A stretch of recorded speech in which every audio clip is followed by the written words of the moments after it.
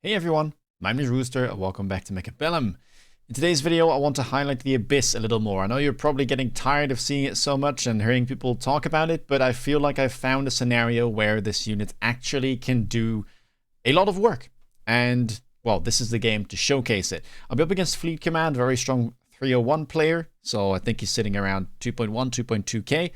And having a look at the packs, I've got a bunch of Sledgehammer stuff, so could go for that. Fortified is not too bad, but I end up picking up some more Sabers. I've been trying out Sabertooth packs a little bit more again, and with some tempo, they can definitely get some stuff done. Of course, they still have an okay matchup into Tarantula starts, and, well, being Giant Spec here, I thought, well, maybe I can make something work. Maybe we go for some Hounds here on round 1. That would make the most sense to me. Good into Fang, and better scaling overall as a Chaff Gear unit than something like Arclight. And just try and play that with, I don't know, Raiden or Overlord. I mean, they're all giants. Or the Abyss. I mean, a little bit of foreshadowing there, I know. But that was the main idea here. And so I'll be playing aggressive, just trying to put the Chaff in such a way that I try to pull the enemy units. I don't really need to do this up against Fang Stormcaller, because I expect him to go Arclights, and he doesn't have Tara pressure with those units. This is more something I would really need to do if he started with Crawlers, for instance, so I can pull them towards the center and away from my other tower.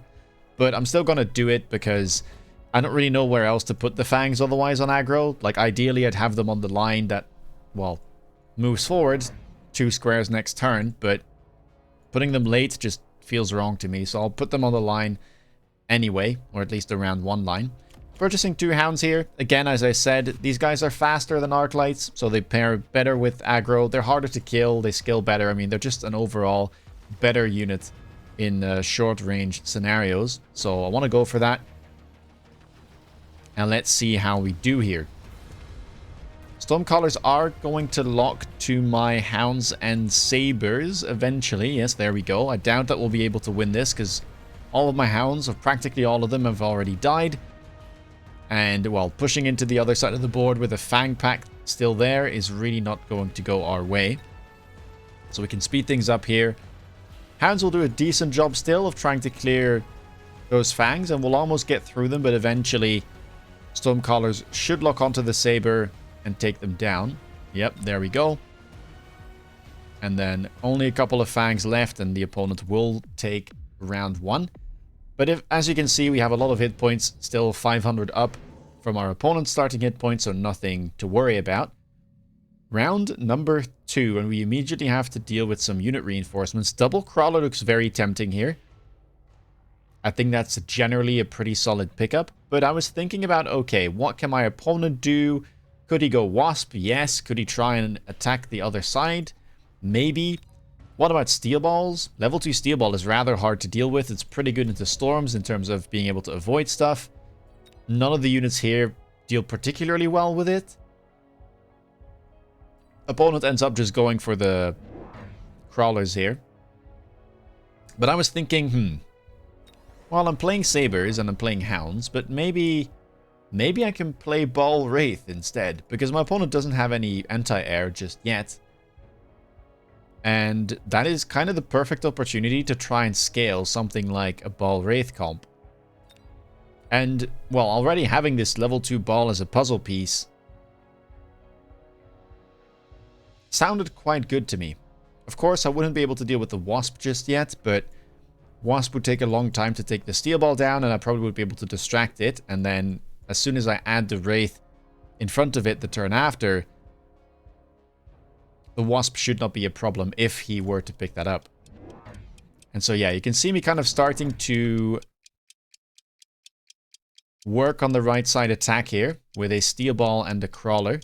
Crawler will actually go all the way in the top right. I was meaning to pull most of these enemy units and hopefully get the Steel Ball in, but as you can see, Crawlers here have been put on the flanks.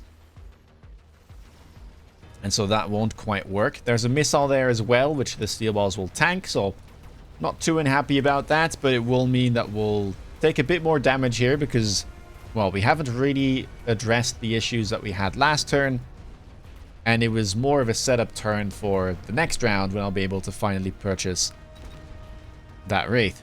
So right side, as you can see, I put some fangs here. At least our flanks are covered against most things.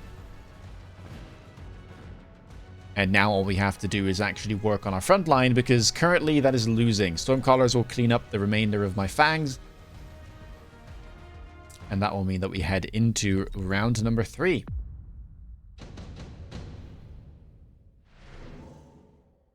Now, my opponent, by the way, is a cost control specialist, so he does have a bit more money to spend. Apologies if I hadn't highlighted that just yet. And here we have efficient giant manufacturing offered, which on giant spec is honestly quite good, but I didn't really know what giants I wanted to pair with. The whole idea of like Overlord was kind of out of the window already, and well, if I'm playing Wraith, then I'm not playing Hound most likely, so yeah, didn't end up picking that. Just going for the Wraith, another crawler here in front to try and deal with a potential missile coming out from my opponent.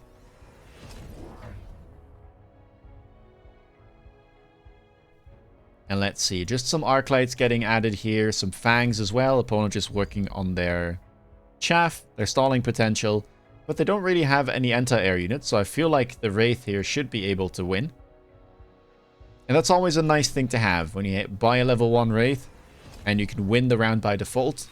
It'll be able to hopefully get a whole bunch of experience for free, and that'll make it a little bit easier to get to that level 2 threshold, which is well, a big power spike for the Wraith. Right side getting oiled. I don't expect that to go any better. We do have a Hound level at least, which will help clear the crawlers a little bit faster. But it's mostly going to be about the right side. Looks like we, again, managed to take down a missile. Opponent is cost control, mind you, so can afford to buy some more devices, spend money on things like spells. But yeah, the Wraith will prevail. The steel balls are dead, but I don't mind that too much, as it means that there's more experience available for the Wraith. Although I will say, on the left side, we did pretty well. Seems like the Hounds and the Sabers were able to clear all the chaff, and if not for the oil, it almost looked winning. Wraith will clean up a little bit, and you can see it's almost 3/4 of the way to where it needs to be.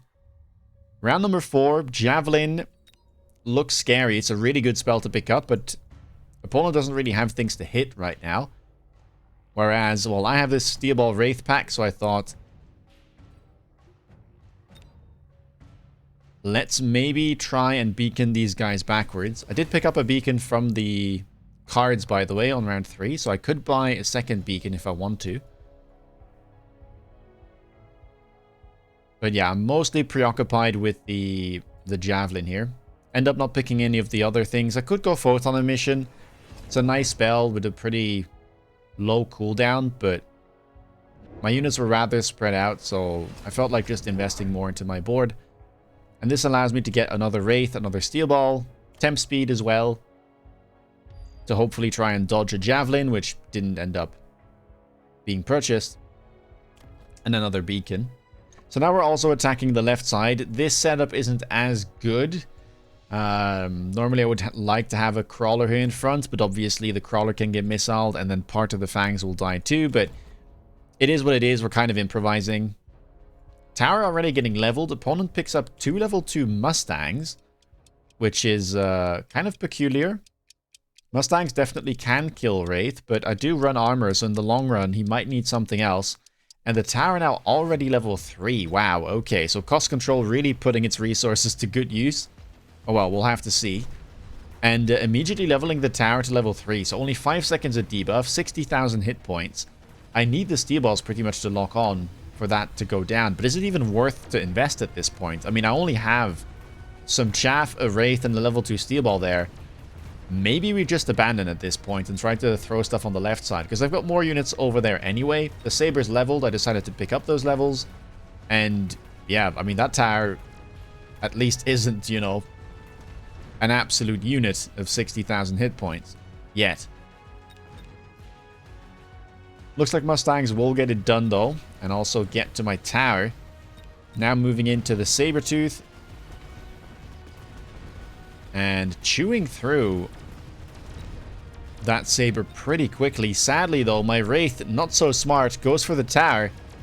And while it can't get fully locked onto it, right now it's out of range of the Mustangs, so its guns are not shooting anywhere else.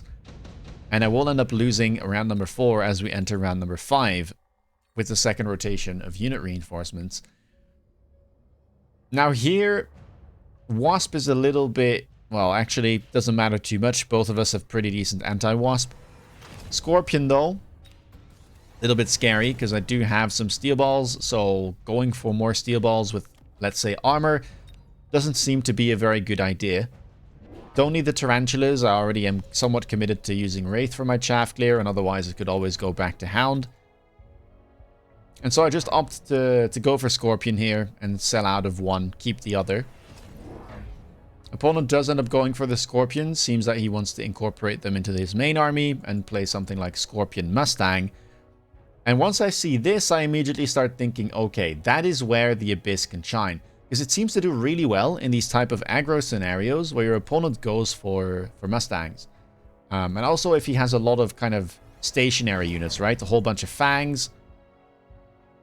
Big units that are easy to hit like Scorpion or Fortress, sometimes even Melter. And that's when the missiles really can put in good work. Now you might say, oh, but you can intercept the missiles, but it's rather hard to do and it keeps the Mustangs very busy. So typically I find that not to be a really good response, so I don't see people have too much success trying to do that. And so that's when Abyss really seems to do quite well. Now we have AP coming out first on the Mustang, so opponent perhaps a little concerned about the level on the Wraith that I got. I go for range first, I don't go for armor enhancement immediately because I felt like I did need that 40 extra range to try and chaff clear somewhat. And the Wraith here will do a pretty decent job of cleaning most things up, I will say that. Mustangs here kind of staying at bay, staying safe. The Scorpions and the Arclights tanking bullets. And on the left side, things aren't looking much prettier. As both of my Wraith go down, the final Sabertooth will fall as well. And suddenly I start taking quite a bit of damage, now down to 2.2k. Okay, well, we need to transition rather fast. I've still got some stuff that I would like to sell. And so I somehow got to find a way to not take much more damage, because otherwise I'll be on the brink of death and defeat. So I decided to sell the steel balls first, because they're higher level and they're feeding. Scorpion isn't doing great either, but it's worth less experience than those level 2 steel balls, and I mean, it has the potential at least to do something. Beacon for the Wraith, kind of trying to make sure it kind of joins back with the main army. I don't want it to run in and die to the Mustangs. Kind of hoping to draw out the Mustangs, and then maybe the Wraith can clean up some stuff. And I also go for the orbital bombardment. Both of us do. Abyss has been unlocked, by the way, and I've got 1650 resources, which is not too bad. Now, I was thinking about getting 2 Abysses with efficient maintenance, but I would have had to loan for that. So instead, what I do is I elite recruit an Abyss and immediately go for swarm missiles. No need to pick efficient maintenance here. It's round 6. And unless I really wanted to buy 2, this is just going to be a waste of resources. Like, I'm going to lose more money because of how much more expensive my other techs will be, then I will make money, well, from not having to pay upkeep. Also, Abyss upkeep is lower than factory, and 150 isn't that bad to deal with. So let's see. Wraith kind of trying to move around. This tower will need to get leveled, but I was hoping to get away with a round where this Wraith kind of runs away and pulls the units. Doesn't look like that'll be the case. So we will get debuffed eventually. Abyss here will kill a Scorpion, kind of slowly beaming down its opponents. The missiles, though, will fire during the 9-second debuff, which is certainly not great. One crawler trying to get to tower and distracting my Abyss, sadly. So it looks like it will actually be going down. And that means we take a little bit more damage sending us down to 890 hit points. But at least, I have managed to get the Abyss on the board. Another orbital shows up, and I will pick it this time. Now,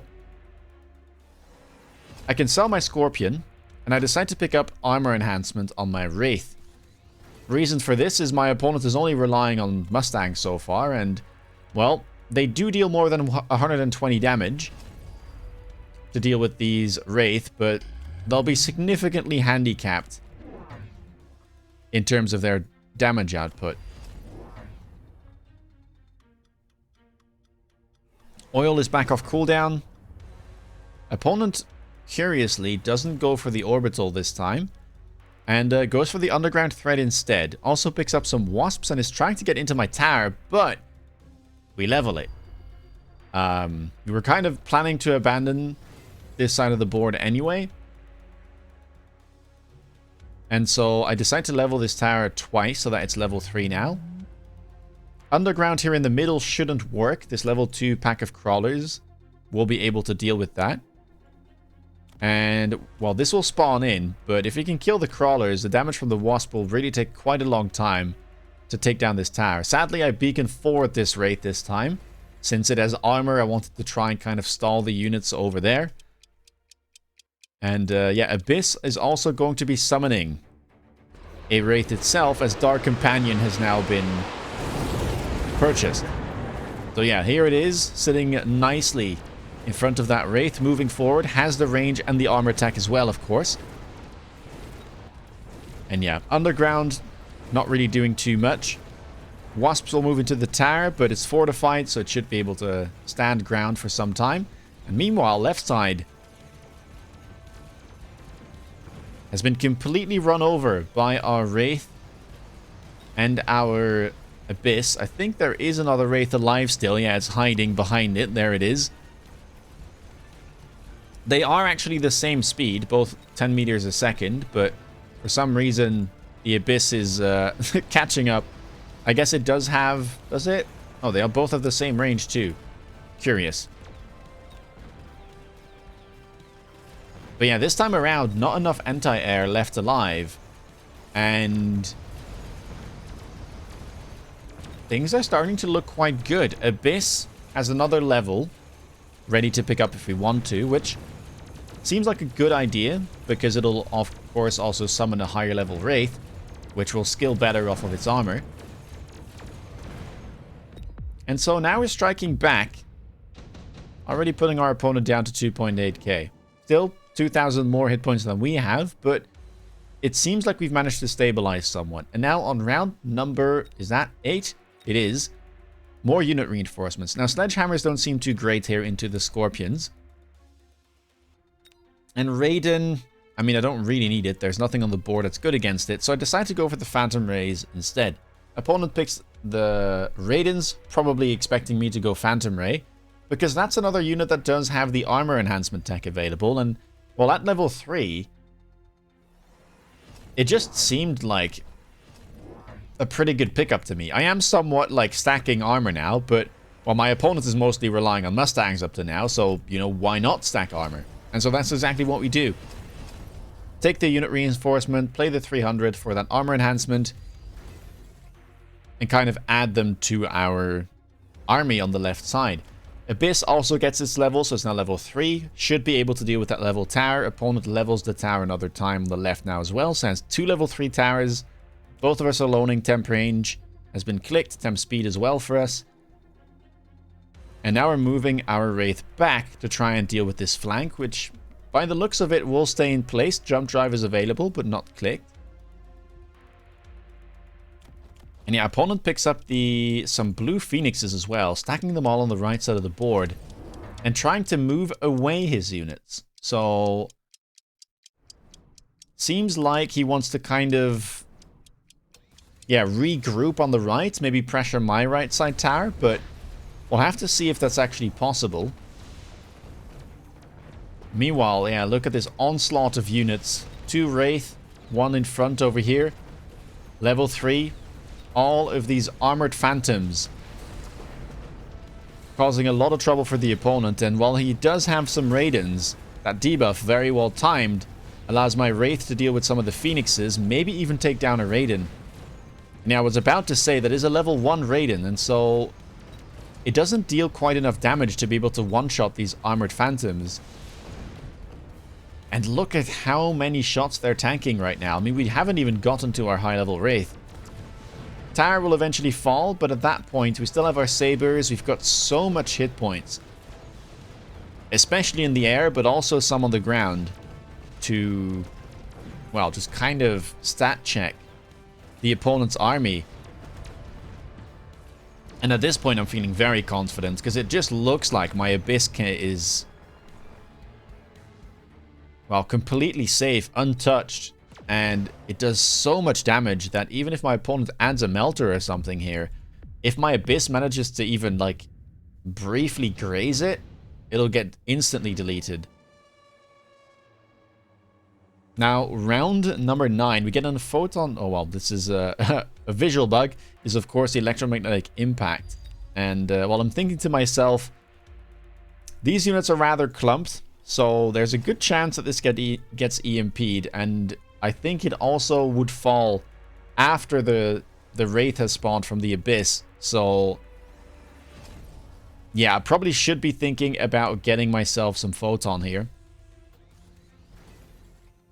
I decided to just skip and go for the absorption module instead, which is one of the best items, probably the best item on a Wraith. Really makes it exceptionally tanky. We're going to be beaconing that backwards again. I'm pretty happy about what was going on the right side. And then we're probably going to be picking up a, yep, there it is, Overlord with photon emission. I still have a nice gap here where I can put that Overlord. It'll be able to cover most of these units with photon. That way they can't get EMP'd. And, I mean, honestly, you could see how well these units were tanking, so the bonus damage reduction will just add to the effectiveness of my army and its hit points. Left tower now, level 5. So only 1 second of debuff to be had. 235,000 hit points on that thing. We also do level our tower once, but only once. And then we also grab Defense Enhancement 2 for another bonus 30% hit points. So we're really, really beefy at this point. Phantom Rays, 17k hit points apiece. Abyss, 340k. The Wraith, 50k and even more if you're looking at this one. 95, I mean, just some really chonky mechs right there. And we've got some interesting collision going on. Like bumper cars in the air. The airspace is a little bit too crowded, but eventually we will all get to the tower, and that goes down pretty quickly for something that has almost 250,000 hit points. And while the opponent purchased more Phoenixes, and even went for Quantum Reassembly, 1100 hit points, they'll have to somehow create a miracle here to take down all of these units. I think there's still a Wraith hiding behind there as well. Of course it is. Now, as we move in, the Abyss lines up all of the Phoenixes, takes them all out. And that will be the game. So, there we go. A use case for Abyss. Now, this was a bit of a tricky game. I had to sell out of a lot of units, and so that meant I lost a whole bunch of hit points. But we did manage to get the Abyss on the board on time. We made some good use of our specialist, buying the Overlord, buying the Abyss as well for free, and then making good use of the unit drops, of course, selling the Scorpions, but utilizing the Phantom Rays. And yeah, this type of really heavy air commitment board tends to do quite well when your opponent relies on something like Mustang predominantly. And if they pair it with, let's say, yeah, Scorpions, then this is a really good moment to try and pull out the Abyss. Anyway, if you like this video, please leave a thumbs up. Let me know down below what you think. Have you tried this out? Have you seen others play it? Let me know. If you want to stay up to date with my latest content, please consider subscribing. And if you want to see me play live, check me out on Twitch. With that being said, take care, guys, and see you in the next video. Bye-bye.